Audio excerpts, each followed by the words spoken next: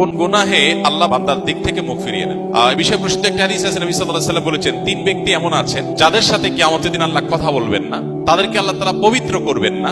এই মানুষগুলো যাদের থেকে আল্লাহ তাআলা মুখ ফিরিয়ে নেবেন, তাদের সাথে আল্লাহ কথা বলবেন না, তাদেরকে আল্লাহ পবিত্র করবেন না।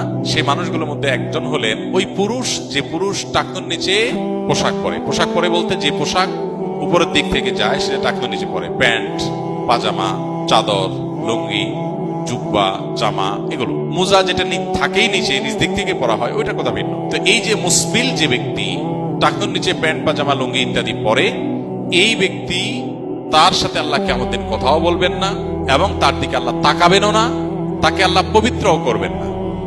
এই তিনটা ভয়াবহতা এই ব্যক্তির জন্য আছে, যে ব্যক্তি টাকনুর নিচে প্যান্ট, পাজামা, লুঙ্গি পরে। আমাদের দেশে অনেকে আছেন মসজিদে নামাজ পড়তে আসলে তখন প্যান্ট ভাঁজ করে। অনেক মসজিদে মুয়াজ্জিনরা মাইকে বলেনও যে টাকনুর নিচে যাদের প্যান্ট আছে প্যান্টগুলো উঠায় নেন। দুই নম্বর হলেন ওই ব্যক্তি, যে ব্যক্তি কাউকে দান করে খোঁটা দেয়, অথবা যাকে দান করেছেন তাকে নানার কথা দিয়ে কষ্ট দেয়। দান করেছেন আল্লাহর কাছে আশা করবেন এর বিনিময়, যাকে দান করেছেন তার সাথে আপনার কোনো আলাপ থাকবে না। দান করে খোঁটা দিলেন, কষ্ট দিলেন, খোঁচা মেরে কথা বললেন, এগুলো বললে আপনি আল্লাহ তাআলার দৃষ্টি থেকে সরে যাবেন কিয়ামতের ময়দানে। নাম্বার 3, ওই ব্যবসায়ী, যেই ব্যবসায়ী তার পণ্য বিক্রি করতে গিয়ে মিথ্যা শপথ করে।